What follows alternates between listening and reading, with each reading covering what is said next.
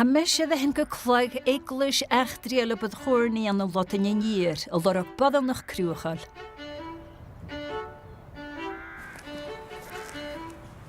Ach an naam go heen ha brosnach ag seo. Han ik mis chuad son uai vadnach a hoek buig voor id inant de skrivet an klúteach na halappe agus fer de novelen mode in huur. Gymiostanach hanel clacha ddwy Christina Kay, rwcwg an nokiad diag siachgad sa hoch, agus a chugel an na kiad diag lechid sa hwn. Ach a behe Miss Kay a cóhorachug le céinachan gematerialitje. One's prime is elusive. You little girls, when you grow up, must be on the alert to recognize your prime at whatever time of your life it may occur. You must then live it to the full. Give me a girl at an impressionable age and she is mine for life. Gyda Christina Kay na teacher halantach an Nunation, ydych gymigi ydy diochanach ag mynd awn sio. Ach yn yfain gyn hegisgi skrifet edd yn emel, ach gyn bi yn brosnach ag yfer cwl y character y bymrydych as y novel is clwtych i'r aini. Yn hwder, Muriel Spark, a novel, The Prime of Miss Jean Brodie.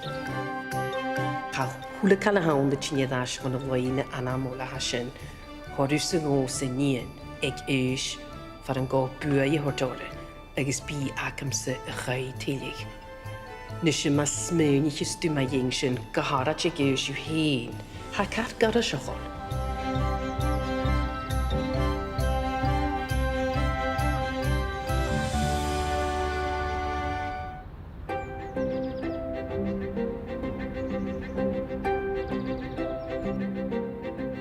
Rugig Muriel Spark gan ski the Bransfield de show am Nunation an the kiet jiek ag sa hoch jiek Mark Muriel Camberg van Charles gefuddig an the flat huas geharde shit ag adaf kiet ag sa sheskid.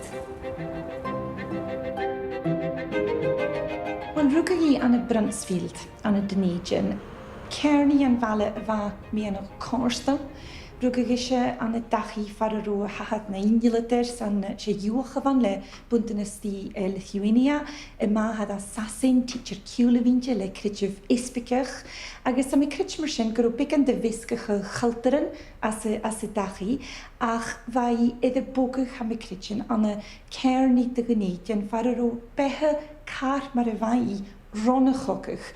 Get dan jiffer Kearney in gan doel, waar de fieten roaring, maar ik kan het doen. Han jullie sem rumoren roaring het al aan de Bransfield de kanaun.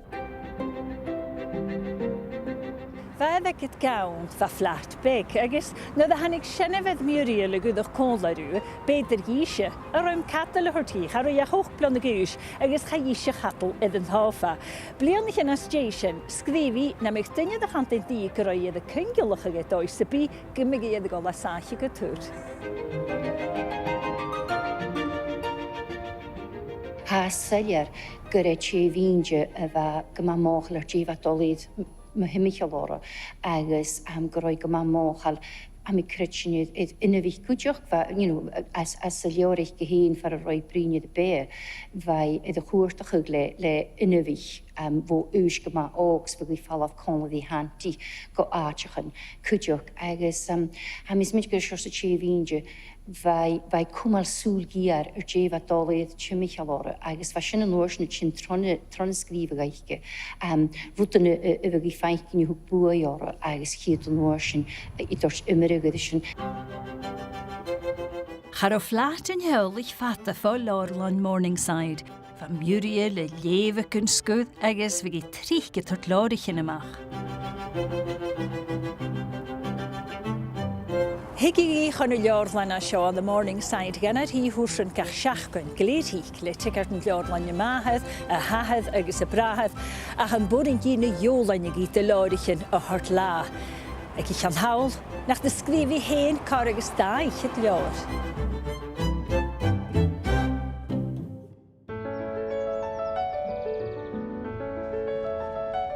Gyda fad gawnt ag edrych Cytran Bernard agus Sissy Camberg a chwys as yn ysrwtyn gws Muriel a chwyd gwsgol heimish Gillespie dy chlanie.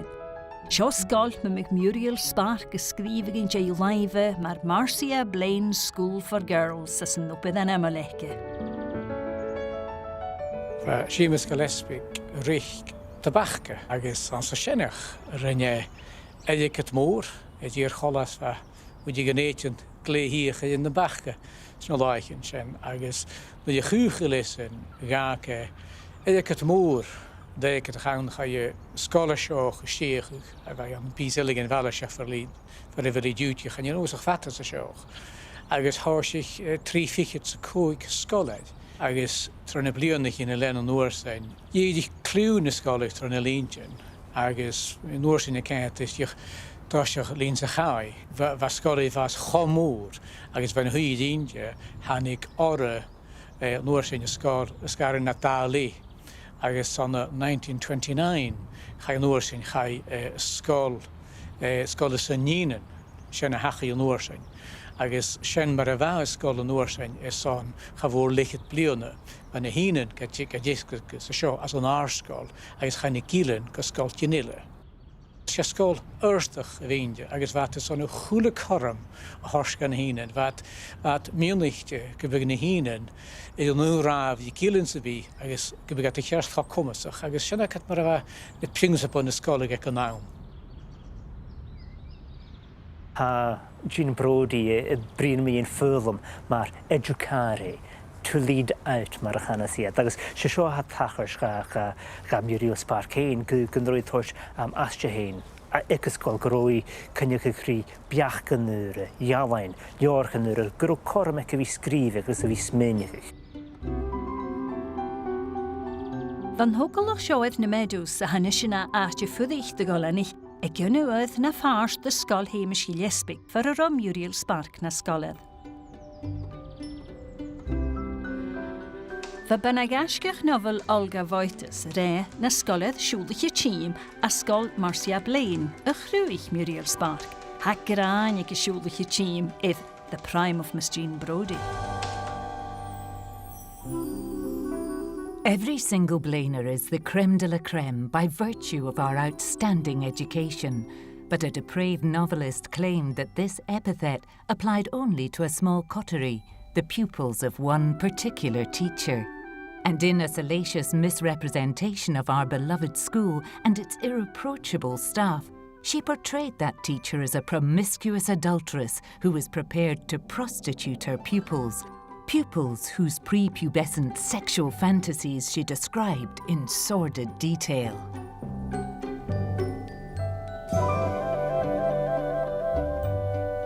I was actually at school when the book came out, although I was far too wee at that point to know anything about it. But I definitely could understand it when the play came out and the film came out. And the school was horrified. The school was absolutely aghast because as far as they were concerned, Muriel Spark had brought them into disrepute. And obviously, as you know, she had based Miss Brodie on her teacher, Christina Kay. There was absolutely no doubt that it was Miss Kay. And there would still have been a lot of teachers in the school who had taught with Christina Kay. They knew her, and they were appalled by this book that had come out, which was very definitely Gillespie's. It was the norm for the English department to take us to plays at the Lyceum, and the play came on at the Lyceum and nothing happened. We were not going on a school trip to this play, but I persuaded my mother to take me. My mother took me to see it, and just in case anybody was missing the point, there was a Gillespie scarf hanging on the stage. This is about Gillespie's. And as I say, the school really didn't want to know. They thought it was a terrible thing that she had done.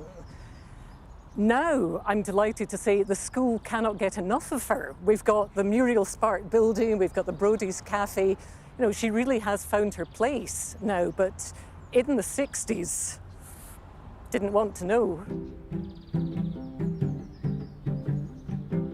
Chwn I siarad dwsan blion y sio, agos na ddau daflein diag fwn chi bursary, mar sy'n harwag y parant yn di pag ar son y ffylum.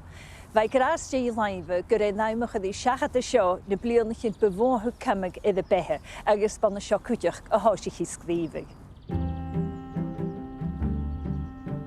An an neuciad diag fichit sy'n eich nid fa Muriel Blane diag bi Christina Kay fechgyn a teacher agos hegisgi yn cef ac o fi na hwder sy'n daflu ond yma ieddig ec ys y fwnsgol. An y sio, hamas Kay na siesw colad ys y chlas. Yn jay laifa hwg Muriel contra set Miss Kay mae'r character y syddeg awdur agos hannig Miss Kay nio cwyw cwyd ga fiarstyn go fi an y nofel mae'r Miss Jean Brodie. Christina Kay vai sonrichte manner teacher, wacht an scoleg waterle tiecher, was speech murmur kahorski. Agus vai diefrichte wat berken laatje, dat je hoeft politics. Ach, was zijn course is heen in de show. Wij course you a klein berken, wa current diefrichte zoch vachte de berken wat de klein lekker dag hier. Samen zijn we geraila heen is in hegus gramour en helje hitch. Nach de fós díomh agus heis a cin gur an léin agus gunna go ngach mór fallaf ur tu gin stoch grot an úlan pás ag roi sé can ruchgach na roiiteach na is an pladéile de bhóran ga hús a bhíh anúnéid an agus bheith sás an óper chin le chickes ce naim. Sinné ha mis mú geréise óper chickes sinna a bé agus sinna Wij zijn hier agus chanel gemaakindje werd door plach voor je wie saas aan agus kopjes kans na heen en zijn ik het na heen echtjes zijn ik het na heen wij kent als het je zijn ik het de glang echtjes agus de gis in de fieding gaan we smuig kar kus roman te gunjes de deel ach na heen echtjes. Ha eentje nog nach hele wist me nog kudische wij koloch ge fieding nog dus gaan ik spark uur de zuur nach bij Christina Kay gelieterol van de Brodie. Gaan ik borren de hele was de school. She was Gillespie konderi, she Christina Kay van. Agus ma levens schink ma Jean huis es keins grois shehiche orde. Nach chakish kruai nach ro dolgoal die lischgitaren nu skolaren nach ro egal ui. Gunchaku hatorga Christina Kay an Jean Brodie.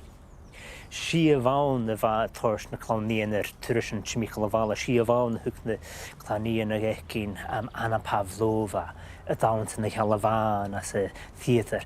Si a bhain a bheit gíiste gaibh mé dhéon gealan etirteach. And who is my favourite? Who is the best Italian painter?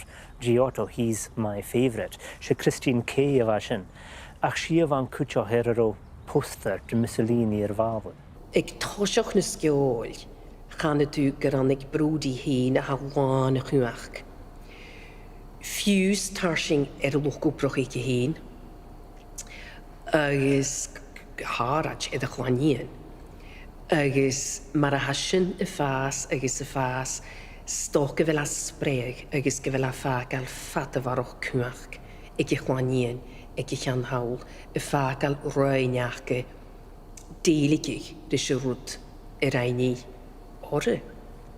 Se rút a raini ore.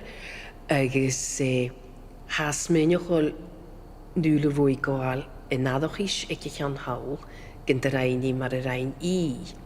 Ach hána cúspadan I Muriel Spark had úlach a fór as a leor cuach mar a haugra úteris gúil a neu grain ha gioltas agus adochis.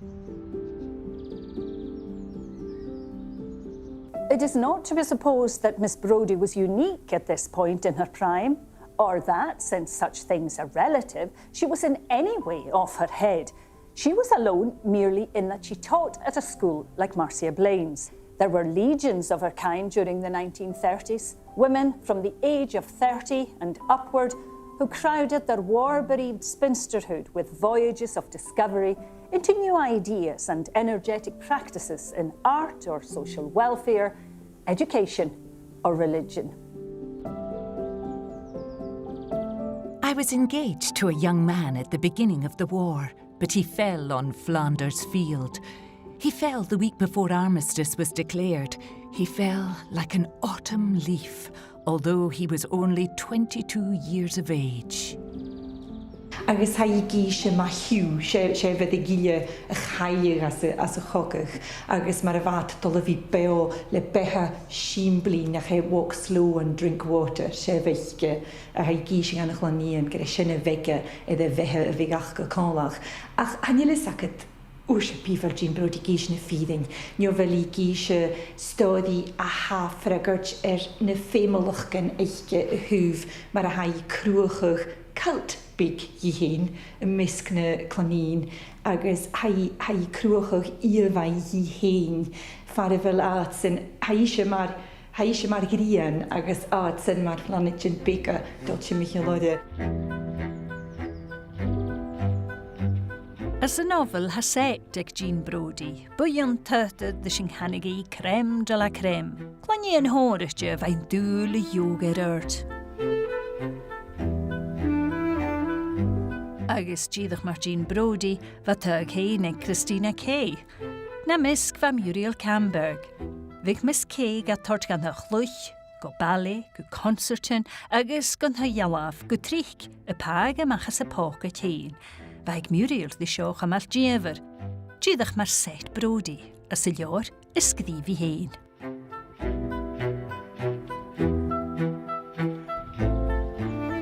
Chanel tjeku sabi nach ro buai vore Christina Kay, edda ro Jean Brodie steetje an úder. Has Spark géinse mar a bheit roim tjekas Miss Kay, láin, vardach, gus drama, agus go céin nan scaladan láin I inni. Fydd y gyfwy sy'n cymig idd na fan dan, ga Muriel Camberg og. She was an unashamed elitist. She thought there were people worth taking notice of and people not. And she did her best with duffers, but she didn't spend much time on them. To that extent, she wouldn't have lasted today. But she was a very good teacher, really.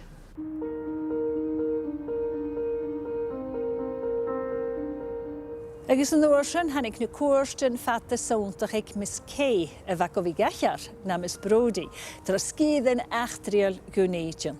Agus chain ich ysgrifed ed Muriel Spark, idd na chonig agus na rein union scoile Muriel Camberg.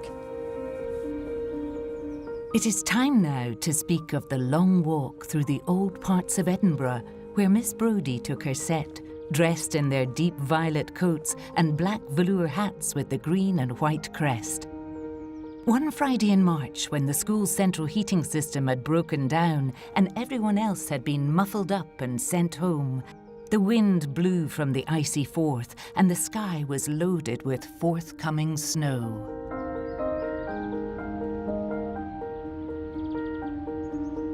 Na de hannig ag go fáil me gardaí de chaideach ag an nolaich, mar dhéannig neach bha míonnach ag gine scríomh de sa láidú. Nu de gag I scóil chaiad urt gan a cholast, go heriad wot agus scríomh prési, agus bhaid díobh sulamid Genevech, mar a chanig sin hín as a Gaelic, na apadach big ach sapad gamai. A sin a cíalach nach chael na hai scríomh Rutsen bí hai gyrich agus hai tiawn agus chaniel stú a farach gawn nach chael fémydd agus ha mi smynnych an doi ha sin gyma tarinioch. Haniel yn rosgech y Gianna Keel.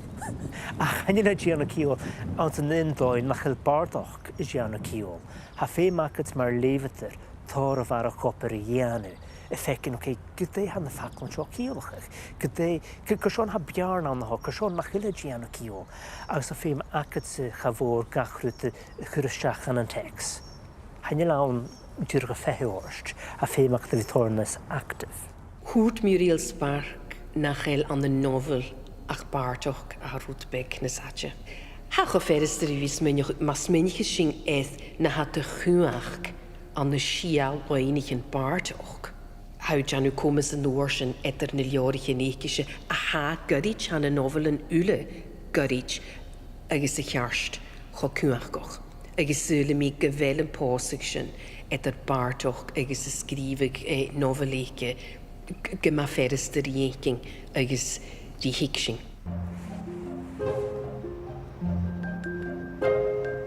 Huad Muriel oped mar runere ag fer ag rob bú special istraatje flause. Noedd vaig oped de sin chanich I di Sydney Oswald Spark ag dawsa yn jay live chanich I SOS dus ag ag naam sin va jeviach geke. Fe ga canach leurig in hi agus ag ich an hawl hafin ja korm hi a cool chuthe chevelle. Fa Sydney Sàr-Sgeòil higus go Africa, fa Muriel Spark agus Sàr-Sgeòil lecin. Mar sin lenia agus fása a sin. Charúiseach neag blé diag, fa sin tríplan na diag na behinnenai. Fa ballachachke a chat a bhead an pásig, agus a stíl laive skrivi sé an rá fersanta bachad a bhíacimse. Bí thechil for it a hat tafint lúdichin. He used to come round with flowers and everything, bunches of daffodils and that sort of thing. But, it's a long time ago. It's nearly 60 years ago, and I sort of don't remember anything except that I wanted out of the marriage almost as soon as I got into it. Mae gyd gyda droch chéile van de Sydney Oswald Spark, SOS ach, who got GNM skrivet gan Muriel Camberg. Engam fantastic. I mean, had ik more an amach as a pause ga ik a gevan in lanyam. Gro cho giar agus gro well, kunderstock gynna'n gymbering I am chenne chur rwys y hwylacal fai ekin. Na bín sé chuid cin fós a Rose Spark, bhín sé chumáil chuideach. Tá se chuig chenne, stratach, clésan chenne, dachan, ach ik in the naum, how go vi the wuski.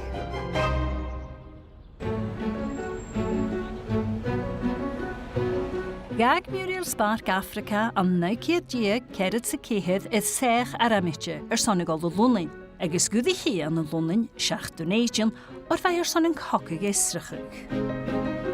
Huad I opydd le MI6, van hinne dekke geistach de Korean fdísan I cheramiltach. Bas an oorson clachig michainch, ferranam, agus na hárinne pial in na pdísanich son jarafig hort gat dúfropaganda, ver de chrúlach an jaramalt gus misnach go lakachig.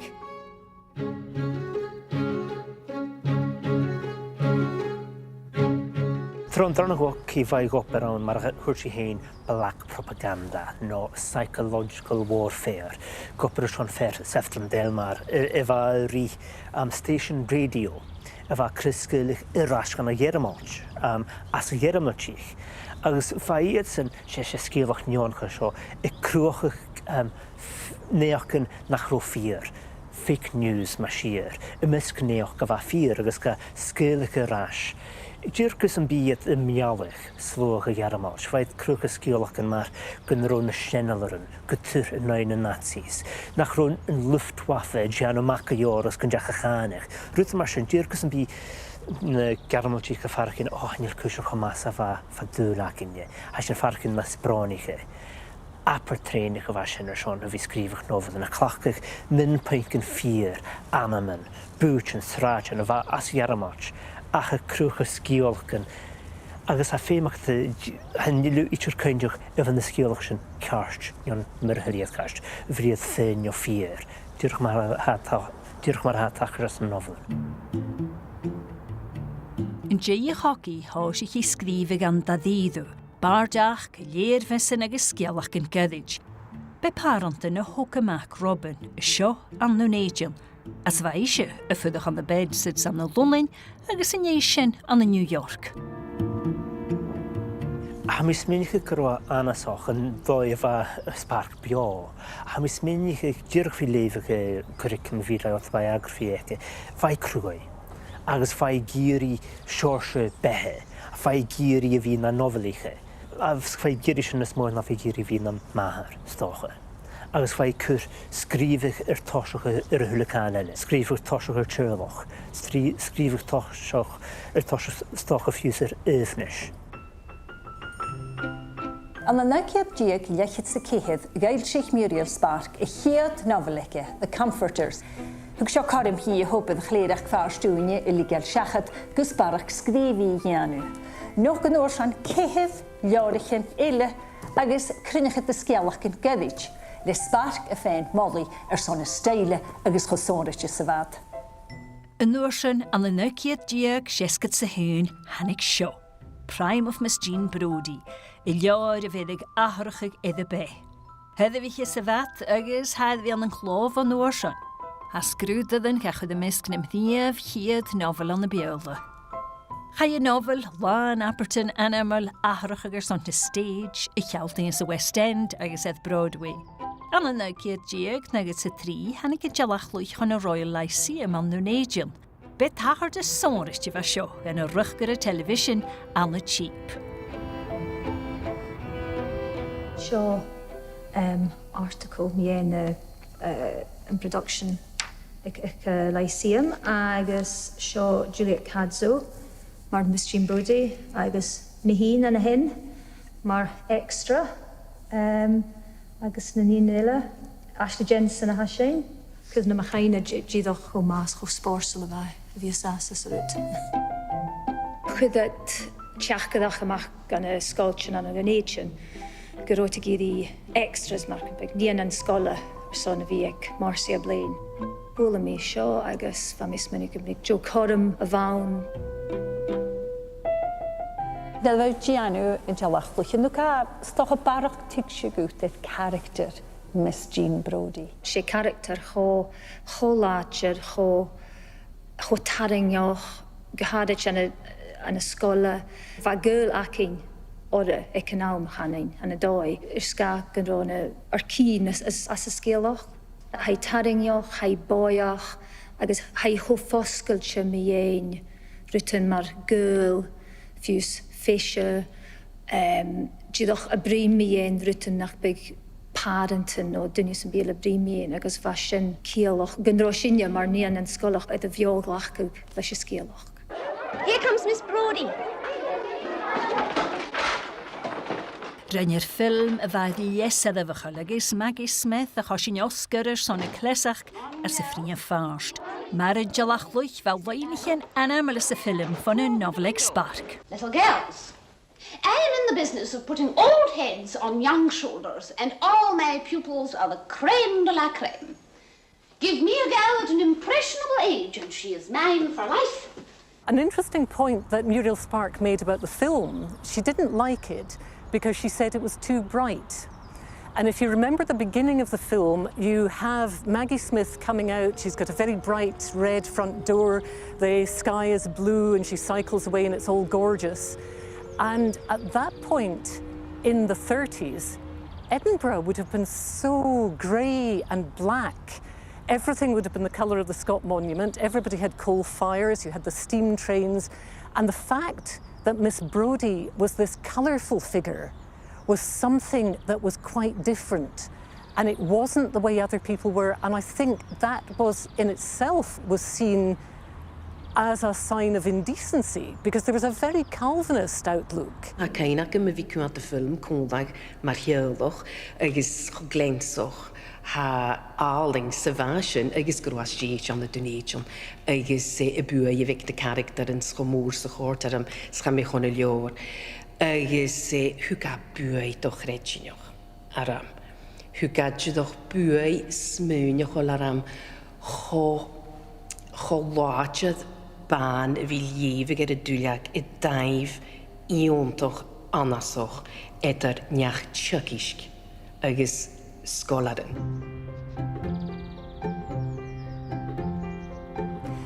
Fa Muriel Spark gyda fi ffyddoch an o London son imedach bliana ach go Sàr-Sgeòil Jean Brodie chrúchig heili a ddysg Nwneidion go flacht y parantin an yn Bransfield Place. Fa mach gyda haast y ffyddoch cwnla di henedd sy henefedd ys yn llawn rawmege gychol. Agus mar sen fe gisio gwybod ys y rawmele ag bialw yn the y cwad amacher yn traj.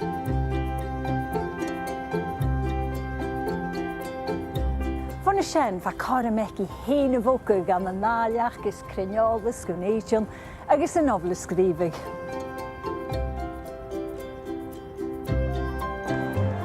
Now they were in a great square, the grass market, with the castle, which was in any case everywhere, rearing between a big gap in the houses where the aristocracy used to live. It was Sandy's first experience of a foreign country, which intimates itself by its new smells and shapes and its new poor. Hashiese at the grass market.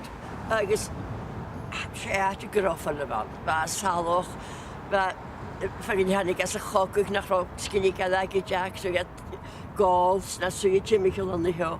Was auch saloch. Few fucking I'm just doing dicht on the feet. Na daichet blion y cwy, fa sio saloch grada, fa hostel sa sy'n y sion ffagin gyndachi. Fa hostel edrych an hwys, fa dro, fa adys an boddyn ni, fa gan iachi. Agus, ac ein ymna misg, fa boddyn noch ag iro title. Fa honorable event, agus fa eisiau na down and out. Fa sé ati grofol yma na cam I cantyn I fa sio. Ach fa Jean Brodie, fa eisiau tord chlonien, ach a sialgi gaif gyro Tuwele, ja mehe, gyda fad yn ysgol Sàr-Sgeòil. Agus, am sy'n gwrdd gyma, I ond o'ch efo sy'n ag ynawn. Sel de fwy I fyg y cartio mor sio edrych lanien? Fa sy'n yr ach gawn, sa ffagin ag y gwael o afas, sa ffagin ag y gwael trwys. Ha Jean Brodie thwrs na clown siachythyr na meadows, sioch an y grasmark gan y High Street. Agus han nhor gragre ddwych eithriologio fawn, a chi trepachai Sandy Stranger gu foreign country, leis new smells, new shapes, and the new poor. Agus ha roedd yr sio yn reg, cro boch gan an, cro dynnu giroch gwn opr, ha foen ffyr dir gysiesiu y fehu, the idle, the unemployed, mar anio'r chwyrore. Agus gyda nadr dy ulefisht efa yn foen y sio, dragon, no, nahyr. Agus ha fain blasid ge balif a chyfwr mar slum, balid y chŵl groten, agus de sio mar crai mar hag sori macleiner. Agus ham sy'n mynd gyda sych y gyma dyrf y fawn sio na colonian, harwydd ca hicsi. A crowd of children, some without shoes, were playing some fight game, and some boys shouted after Miss Brodie's violet-clad company with words that the girls had not heard before, but rightly understood to be obscene. Children and women with shawls came in and out of the dark closes. Sandy found she was holding Mary's hand in bewilderment. All the girls were holding hands while Miss Brodie talked of history.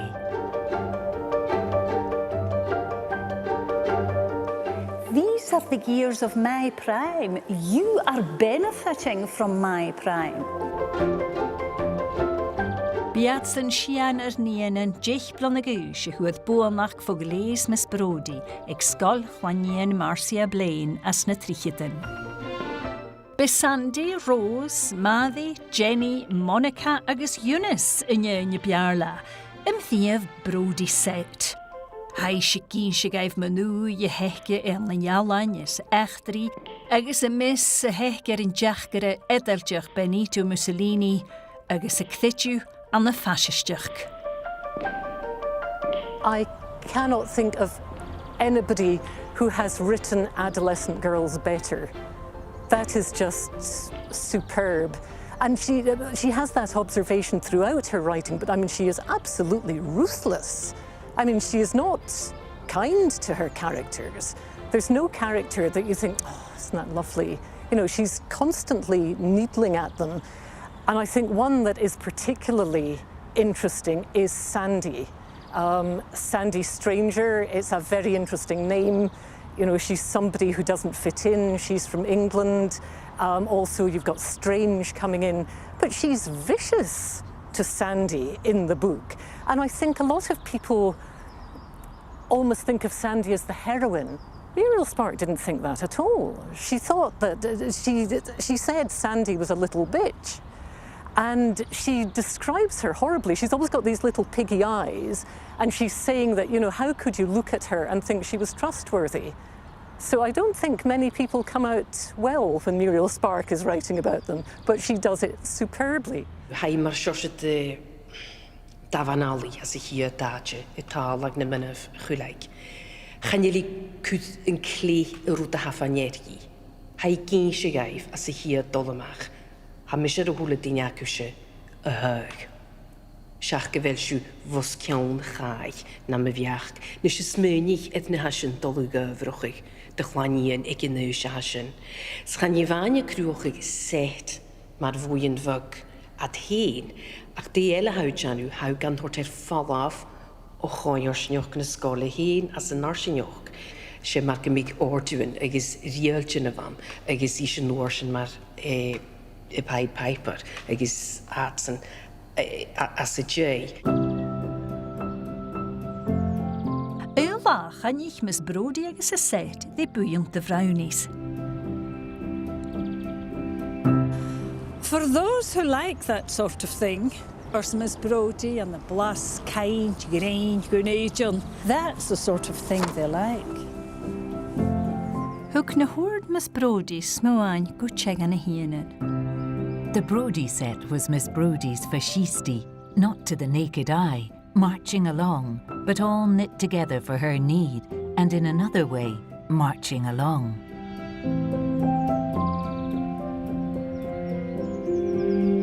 Is ga gyfeli ha gyfel rwyd gyfel gil y brwd chomwr an yn cogas gynnu an yn cwlter cwmante stogel sy'n ga eiking mar rwyd niochen doch ach eisiau goal y chwani na hasio mar gymbigad hanelys am mar gymbigad janw aran y macha tŵs janw poch y macha cria gan sniaf an y niaf a o'ch gai hun y giori.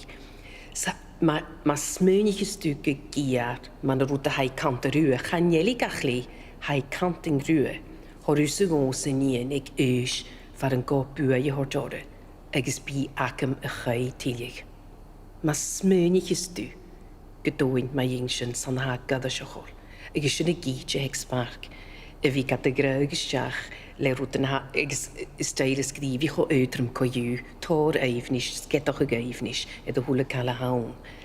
Ach, dwchrioch. Gyda han y nofel yn Spark yn cwni gyma sporsiol, gyma ydrym an yn ddoi. Haid cwtioch mi yn y cestiwn môr, yn y cwsbryn môr. Mae yfel syr hof ac yn ie. Cymra olc y gober, cymra mi yn y gober, yfel commonplace awn. Agus yn dyrgwain y fi ga transfigurach eich mae'r chagra as yn ior. Agus am ismynnych y gwyl sio ffyr mewn nofel sio gyhari. Se lior chyd adreg ar am. Se ha cwach goch. Agus chanel creator snogi dyr fan y Jean Brodie y doien. Agus fai cwyd y mios yn hen iddo chlonien. Fai mae'r gyngad y dwi nesach agus son y fe. A chos i chi'r yna fa dybl y diag. Agus gyma cwnach doch a sy'n tord bwy y clawn ag y blan y diag. Agus sydyn sy'n och at y chord ar y midger. Gyroi gwbl ar o gysyn. Gwrs i chan ie nofel mi yn sgol a hon, ach sy'n nofel a hon mi yn fascist joch. As cymar ha system fascist joch y gober, cymar ha gachrwch y chyn, cymar ha cwch y gober. Ha fecyn yn cheisio Jean Brodie, a ha y gywns ych gan y clan nian, wel, gyfer cwch i cysyn. As gymbyr yn gys y fi stwr yn be ac ha usa anamal y sion sio mar a fi ys dy fehe. Agus han yn ddoi ha sy'n o gober orinne mae'r lif trwy'n cwtioch, ha sy'n yn torch ysdiach gan system gan teil fascistioch sio. Chanel doien Chegis Brodie y cort ydi Miss Kay, Count Sàr-Sgeòil Marcia Blane. To me, education is a leading out of what is already there in the pupil's soul.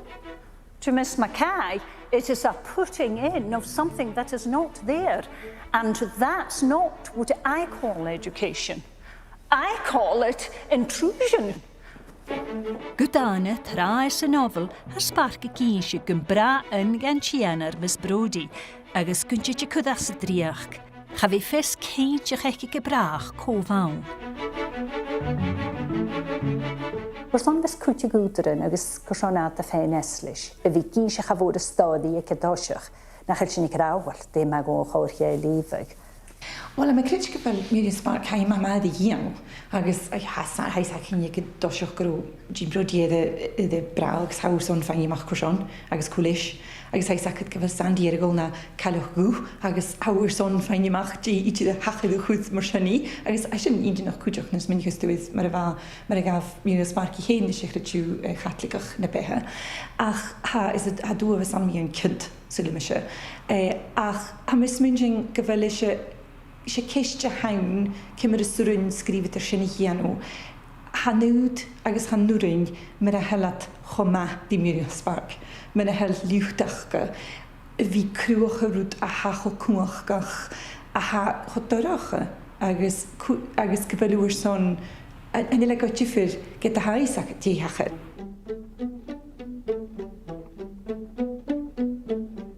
Ha Miss Brodie an triant an gŵl le gys hitcher yn ele, a gŵl lecydd Teddy Lloyd yn hitcher Ialain, ach siach gyda Catholic eich post a hand le grawn chlange, segi Teddy agos haifala le Gordon Lowther, teacher in Chain, and gys Ackerson an the gŵl flash.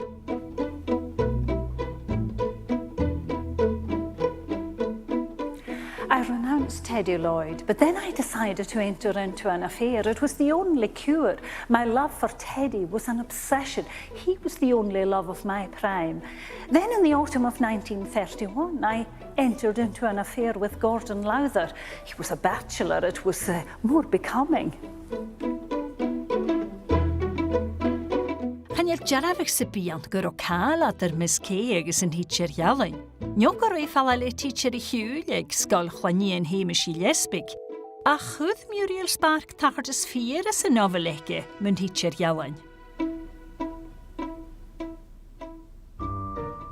He was attempting to explain the nature and appearance of an ellipse by holding up a saucer in his one right hand, high above his head, then lower.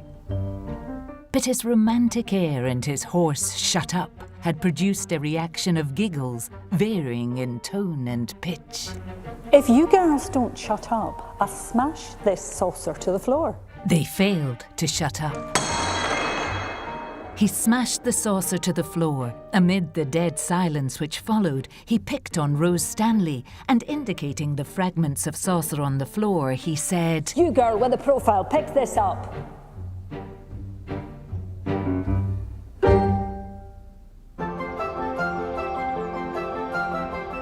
No the hat dafleiniag, glosi chwanian suas gan Sàr-Sgeòil, agos gat nach chi teacher a haca tulig ha bwy hastig Miss Brodie ora, ga fiach a godach I hen, agos godach I Ialain, Gordon Lowther, and teacher Cúil.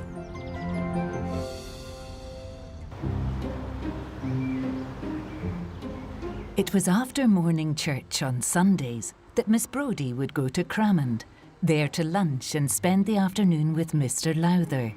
She spent Sunday evenings with him also, and more often than not, the night, in a spirit of definite duty, if not exactly martyrdom, since her heart was with the renounced teacher of art. Ag I charst dawn van gaan scolle Miss Kay, a fiachent I gylor fysrach I chrynnigig, gus Miss Brodie a chud asadriach. Ach van Miss Brodie gleich enig nach die giga kaartes masloch le Mr. Lowther a fullish gebrach. As for impropriety, it could never be imputed on me except by some gross distortion on the part of a traitor. I do not think ever to be betrayed. Ach ha von jor ethardydd Miss Brodie úntach ar I faga le tolheen.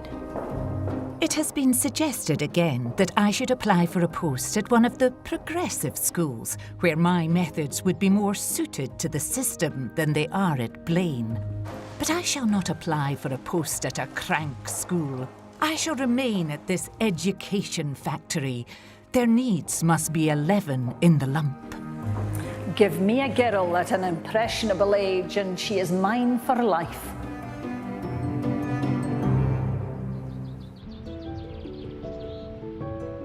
Ag siachdi ca clanien y Brodie set y fagal na sgole.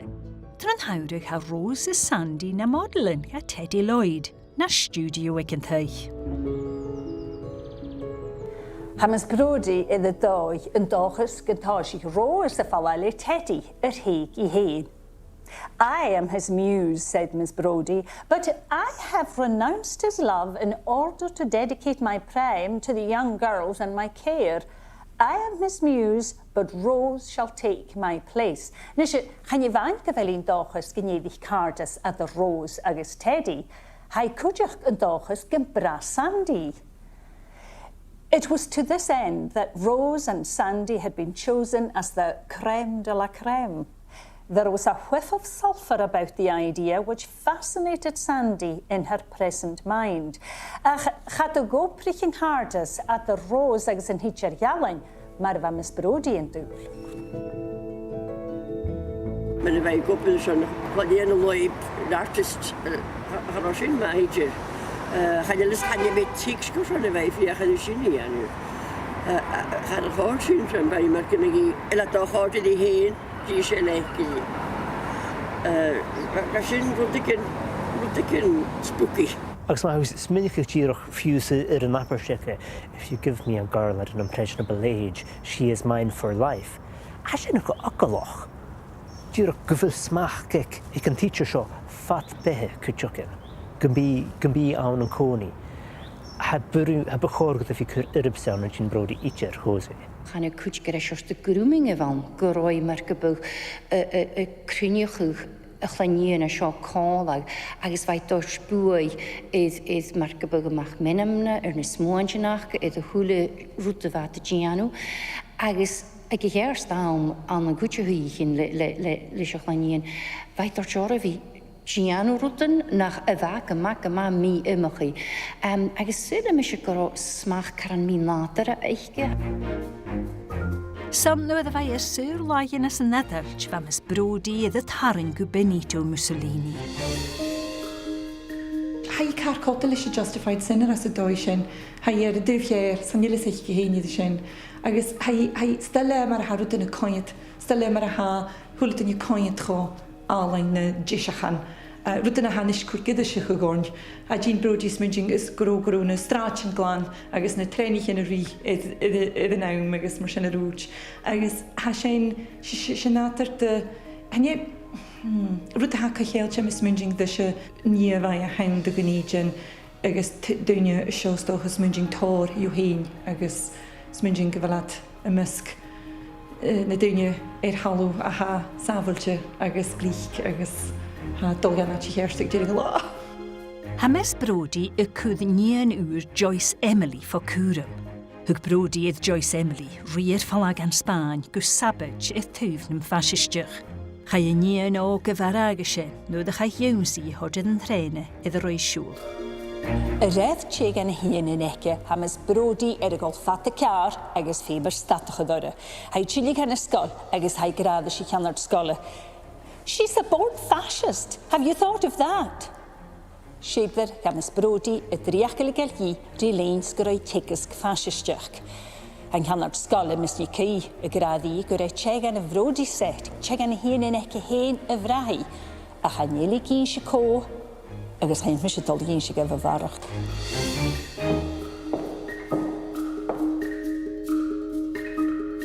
Inne boddom noch cwnartach y feintio, agos yr oan dan gynig y brach ag eich anhawl.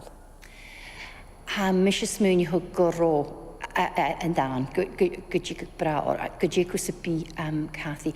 Ha mis smwni hw goro, ha mis y coint o'r yma'r bod yn loch y fa cwnartach. Bod yn loch... Stoch y fa ffiach yn ddi... Fa mi ffiach na mi chiawn ein sy'n meddwl sio, yn i'r rwrwtig yn i gi as y be eich gehyn.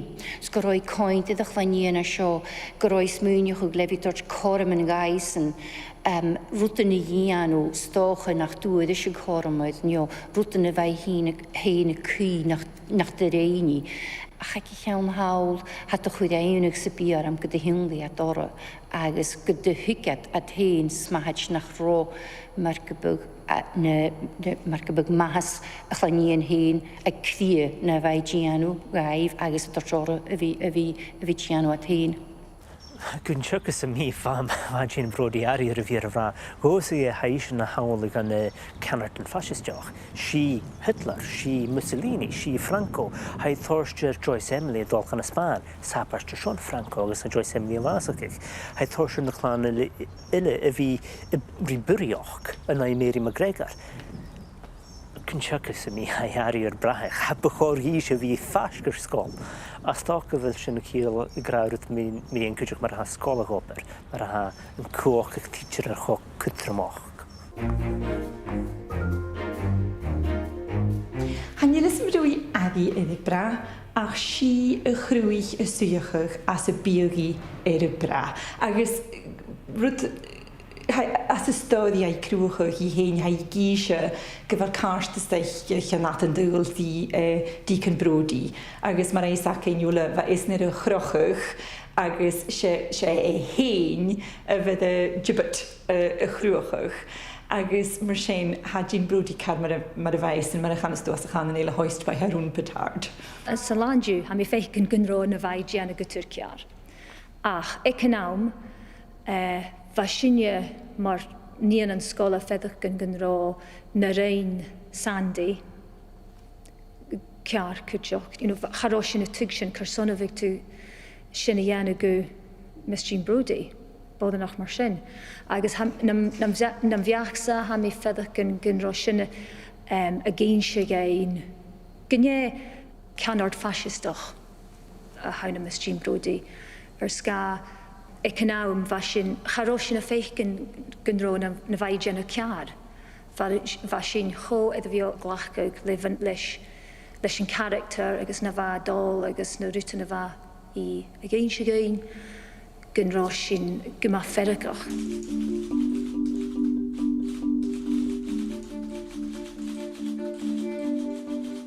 Le chorseddaf al sefelior the prime of Miss Jean Brodie, who had Spark corym y golch o New York, sy'n orsyn gan y roi, mystach ydi rep y ffyddoch an y Tuscany. Be fo fonye fic Spark yddiolior. Sgrifi dar I chyd nofel gyhemolan, agos gar I chyd eile sgielach yn gaddage, bardach, jalafan clwche, leervissen agos echtri behe. Se gile blietrach al iantach aham. Ach sé the prime of Miss Jean Brodie Sàr agus is smó harric gan upedig Spark. I feel like Cardi with Tess. He used to call her my old milk cow. I feel a bit like that. It's Brodie this and Brodie that, and every publisher wants to publish it. Even it's been published all over the world because of this film, play, and the television series. Also, but it has something in it. You know, I feel it's a charming book. The Prime Minister Jean Brodie in Joris Cluchike is correver, ha mis minich. Handel the novel ecke thereste. Handel je tulle chodjiroch shaw. Agus she novel haun ha sicher an balle ha gema animal schon litrches balle Scott agus Stevenson agus sirgudra okay ha gopras an tradition shin a Giano Kio. Ach kucho ha sicher an skol. As ha vor kuchak in javacher mar ha skol goper. Mar ha kook an skol goper. As be torschgein sminnige raschen line ak in hina hashen. Ha mis minige gewede kutrmach she genre han ha gema tarinkoch. I'm going to say something controversial. I wouldn't necessarily think it is her best book, but I do think it's a very attractive book, and I do think it is a classic, but she herself didn't think it was her best work. I think a lot of it has come from the play and the film, that gave it a lot of coverage. It got it into the public eye, because with literary novels, an awful lot of them can be works of genius and just sink without trace because the wider public doesn't know about it. Ha sérst de luchteiche an a vi torchgut geleor skunna vi torchgut moran idjith. Ha dirif urnen am se fein leochen a kar dirif grimmige gore an a dói agus ha fall af mar sin le mark biuch ferachgin gemamal water agus getrich ferachgin gemal water agus gema dorche. Agus an y dói, se lor a Jean Brodie, geta se lor gyma bega han, gyma courage, how dol rash uer is uer, agus dyn yn y lor rwyd yn eile ein. Agus, a mis mynd i gyfer rwyd einjnach ma Jean Brodie cwydioch corig fan ha ffilmans, fan ha jalaf llwychgan, na chael bwloch yn rwyd se lor, ha dirif cwydioch bwloch graim chwmal na has y lor, agus na has na hiafai, more in Eva and Ela hanad jaim. Halloch lent in Muriel Spark Gillespie. Agus ga patsin in chrynich ha kiad jesige ga the prime of Miss Jean Brodie na helle vloogver. Sanara me va 4 vegade na de huur mi sjo mar jiet of vanne garich ha go priisol go na me vehe in de neusram heen agus wasinge knuasok na ljorichen. Ik in de neus, ik in naim. Agus seo lévrek an hiad eilsiochi the prime of Miss Jean Brodie agus na bhrein fod a hacho clach for agus tídoch gató gal go nach creditú sé jalaf gan chlesiche Maggie Smith agus sé ha mis méoch ha coloch fel mi hín agus é sin is the prime making rin bearlam hísing ach chapúring na bear go son sin chunhorochuig agus sáideach biacam nam chrí. Drúga an hútar an nónéitin ach rön hí chuid mhór cha béthe chud seachad falafúi. Agus chanelach inan gan a choris fiche de novel suíte an an alabe, mar sin dé cho alabanach sa haig. Well, Cathy MacDonald, leis chéiste sin gúteach sin luúchéiste chud bhfuil Billy Connolly na alabanach, bhfuil Sean Connery na alabanach. Drúcúgus thugaí agus heisin go má móchte le ganin stócha nach bu sin a gúnta chu dí bech gan gúne agus stócha ag coolar níjin go bhfuil an dragaín go dúine na casan leos go do galabhats nach chud a tchechad bé sláán an an nalappe. Ha mis múne chu go bhfuil a díle beice choptíisial agus cholóchfar agus go buga anasach mar a bugsin ga fannechu mar alapanach agus go má móchte las.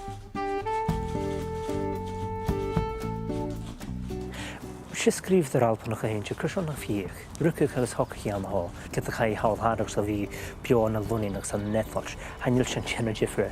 Bhai ar a bhocaich an a lítrachas agus chugtar dunéidir, ar a bhocaich an a scríbich Robert Lee Stevenson gohári, agus scríbich James Hogg Cudeoch.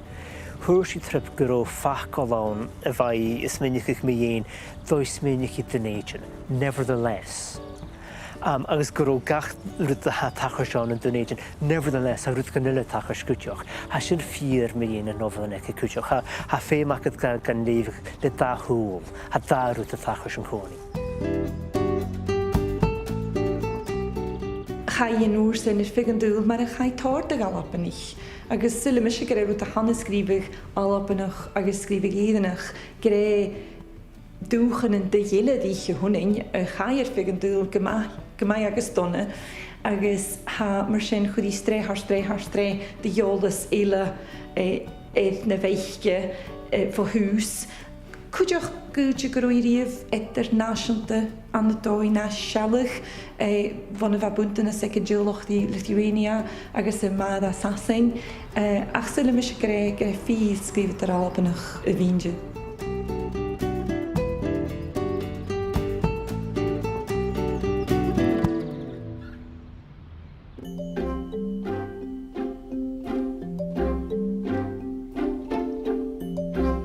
As the novel ha tegan na calagan i tionta go Cathalicach, ha dult na ben crafi, agus ha scríbig trachgus cwtramach Sàr-Sgeòilasach. Ha leor ag ddiochnach ag leduine og i tinagoinach cí mwyéna behe. What were the main influences of your school days, Sister Helena? Were they literary, or political, or personal? Was it Calvinism? Ha ben crafi i frugart, there was a Miss Jean Brodie in her prime.